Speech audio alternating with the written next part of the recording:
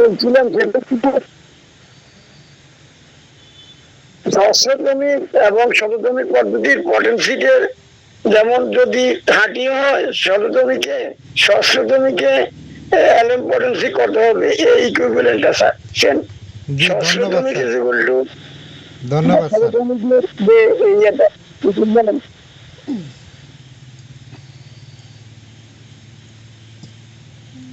Sir এখন হয়তো নিশ্চয়ই শুনতে পাচ্ছেন স্যার, নিয়ার স্যার।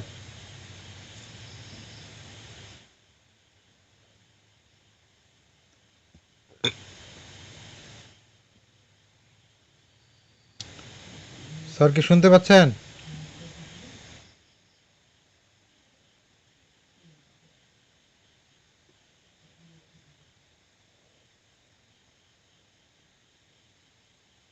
স্যার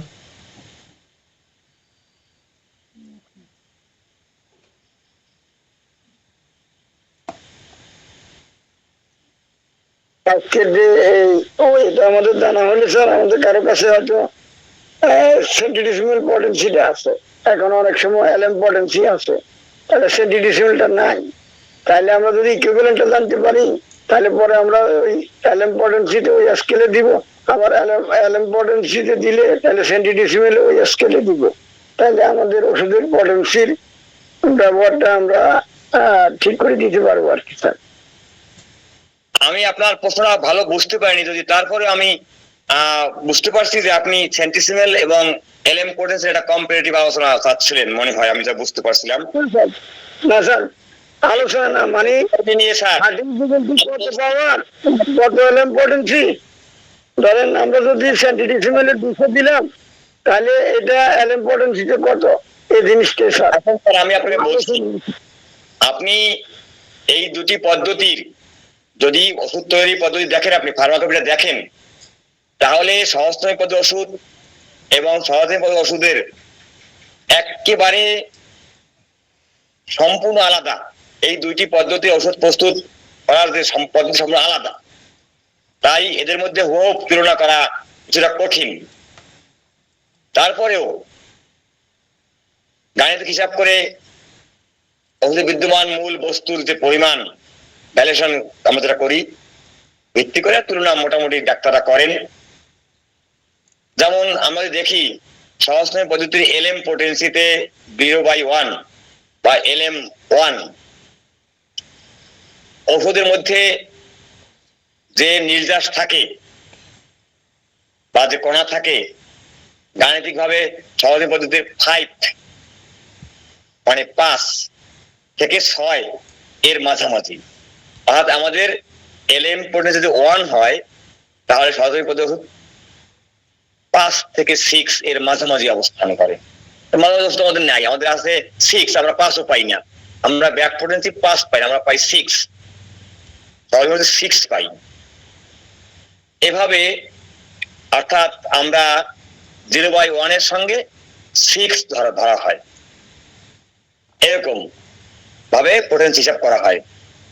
আমরা তাও 6 হিসাব গাণিতিক হিসাবে বলা হয় 6 কাছাকাছি। আবার অনেকে দেখছি যে এলএমপিন, অনেকে বলেন যে এলএম পটেন্সির 4 বা 5 আমাদের সহজতম ওষুধের 200 এর কাছাকাছি। এটা একেবারে একুরেট হিসাব বলা যায় না।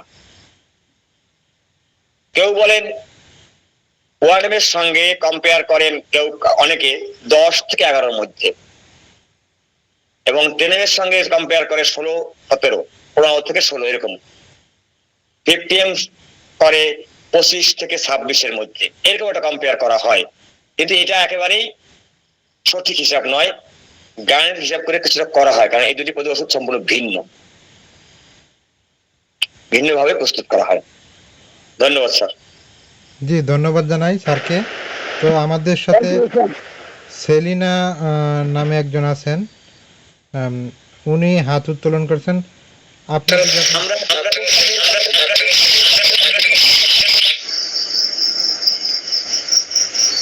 আদাব স্যার।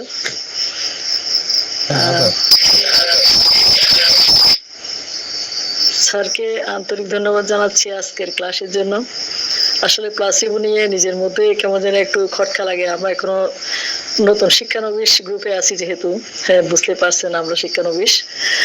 তো প্লাসিবো নিয়ে অনেক সময় নিজের কাছে একটু খটকা লাগে যে আমরা মনে হয় এটা কোনো একটা মিথ্যার আশ্রয় নিচ্ছি। তো আজকে স্যারের আলোচনার প্রেক্ষিতে আসলে প্লাসিবো নিয়ে খুব বেশি তৃপ্ত হলাম যে আসলে প্লাসিবোর প্রয়োজনীয়তা আছে।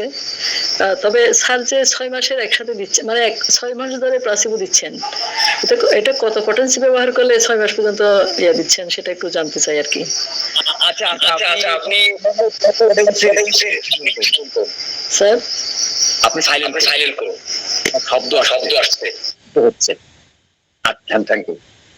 এখানে আমাদের হোমিওপ্যাথির শর্ত, ঔষধ প্রয়োগ করছেন, যে পদ্ধতি ওষুধ প্রয়োগ করেন না কেন, ঔষধ প্রয়োগ করছেন, রোগী ঔষধের কাজ শুরু করছে, রোগী আরাম বোধ করছে, আপনি যখন রোগীটি অবজারভেশনে থাকবেন তখন আপনি দেখছেন অবজারভেশন আপনাকে রোগী আরোগ্যের দিকেই যাচ্ছে। যখনই আপনি দেখবেন রোগীর ওষুধ কাজ শুরু করছে, একুয়েট কেসে হোক বা ক্রনিক কেসে হোক, কাজ শুরু করলে ঔষধ বন্ধ রাখতে হয়। এই ক্ষেত্রে যতদিন ওষুধের ক্রিয়াকাল চলবে ততদিন আপনি ঔষধ বন্ধ রাখবেন। আপনার কাছে ওষুধ বন্ধ থাকবে কিন্তু রোগীর কাছে ঔষধ চলবে। এই চালানোর জন্যই আমরা প্লাসিবো ব্যবহার করি। আপনি একজন রোগীকে ন্যাট্রামিউর 200 দিয়েছেন উদাহরণ, বা 10 দিয়েছেন, রোগী দারুণ ভাবে উত্তরোত্তর তার অ্যাগ্রেশন ঘটছে, রোগীর এরপর থেকে ধীরে ধীরে ডিসচার্জ হচ্ছে এবং এর রোগী আরামের পথে আছে। আপনি দেখছেন আপনার অবজারভেশনে যে রোগী আরামে আছে। আপনি কোনোভাবেই রোগীকে পরবর্তী শক্তি ব্যবহার করতে পারেন না, সেটা আমাদের অর্গানন বিরোধী কাজ, কোনোভাবেই করতে পারবেন না। অর্থাৎ যতক্ষণ রোগীর উন্নতি থাকবে ততক্ষণ ঔষধের পরিবর্তে তাকে অনৌষধি দেওয়া। আমরা এমন রোগী দেখি যে 1 ডোজ আর্সেনিক দেওয়া হয়েছে,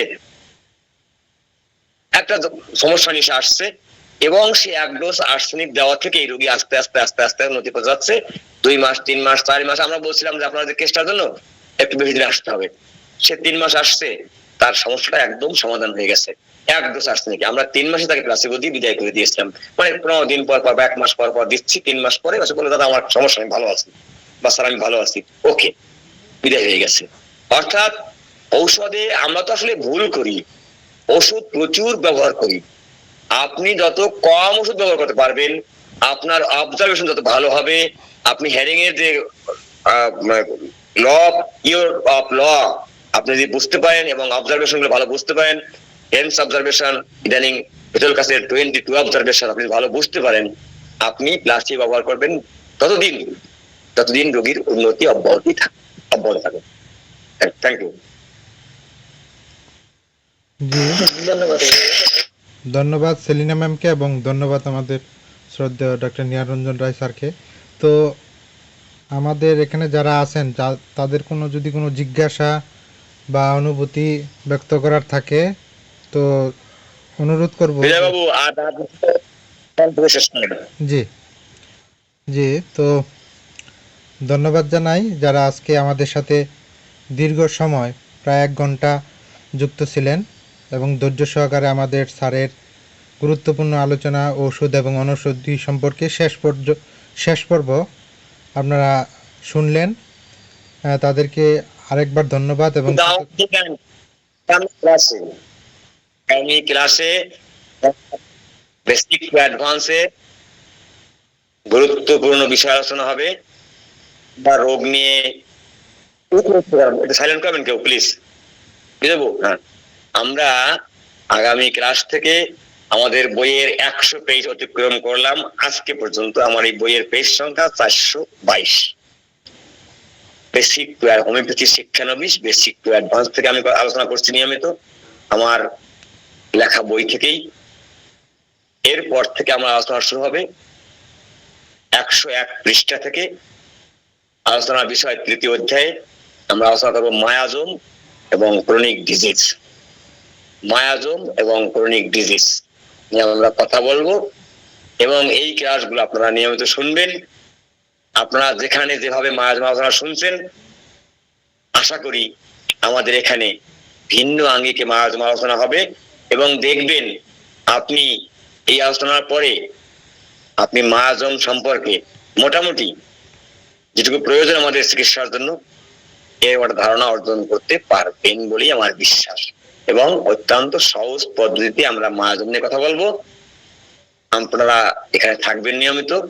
এই দাওয়াত বা নিমন্ত্রণ রইল সবার জন্য। আগামী সোমবারে আমরা আলোচনা করবো মায়াজম। মায়াজম আমরা অনেকগুলো পর্ব করবো, হয়তো 10 থেকে 15টা বা 20টা পর্ব হতে পারে মায়াজমের। এই বিষয়গুলো আমি একেবারে মায়াজমের খুঁটিনাটি সব বিষয়গুলো আপনার টেবিলের সামনে বসলেই আপনি বুঝতে পারবেন যে কোন মায়াজমের পেশেন্ট। এইভাবে আমরা আলোচনা করতে চাই এই গ্রুপে। আপনাদের সবার নিমন্ত্রণ থাকবে। আগামী প্রতি সোমবারে আমরা ধারাবাহিক মায়াজমের প্রথম পর্ব আগামী সোমবার থেকে শুরু হবে এবং আমার বইয়ের মায়াজমের পেজ সংখ্যা অনেক এবং আমি মায়াজমের উপরে ব্যাপক আলোচনা রেখেছি এই বইয়ে। আপনারা নিয়মিত এই 4টি মায়াজম এবং সংক্রমণের আপনার একটা সংক্রমণের 10 মায়াজম নিয়ে আমরা কথা বলবো এবং কম্পারেটিভ আলোচনাও দেখাবো মায়াজমের। আপনারা এই ক্লাসগুলো নিয়মিত যারা করবেন, দেখবেন মায়াজম সম্পর্কে একটি স্বচ্ছ ধারণা তৈরি হবে। ধন্যবাদ। জি, ধন্যবাদ জানাই স্যারকে। এবং একটা কথা বলতে চাই যে স্যার, আমরা আগেও আপনার মায়াজম সম্পর্কে বেশ কিছু আলোচনা আমরা শুনেছি। তো পূর্ব অভিজ্ঞতা থেকে বলবো, যদি আপনারা স্যার যে বলছেন 10টা 15টা ক্লাস মিনিমাম হবে, এই ক্লাসগুলা করেন, তো আমি বলবো যে মায়াজম সম্পর্কে একটা স্পষ্ট ধারণা আপনাদের তৈরি হবে। যেমন আগে স্যার আমাদের সাথে এই বিষয়ে বেশ কিছু ক্লাস করেছেন, এখন অনেকটাই বুঝি, যেটা আগে 4-5 বছরও বিভিন্ন গ্রুপে দৌড়াদৌড়ি করে আমরা শিখতে পারি নাই। তো সবার প্রতি অনুরোধ থাকবে, আগামী ক্লাসে আপনারা সক্রিয়ভাবে অংশগ্রহণ করবেন এবং আরও যারা আছেন শুনতে আগ্রহী তাদেরকে আমন্ত্রণ জানাবেন। এবং আমি বলবো যে 10-15টা ক্লাস করার পরে মায়াজম সম্পর্কে একটা স্পষ্ট ধারণা আপনার তৈরি হবে এবং যখন রুগীর কেস টেকিং করবেন, ওষুধ নির্বাচন করবেন, এ সম্বন্ধে দেখবেন খুব সুন্দর আপনি বুঝতে পারছেন। তো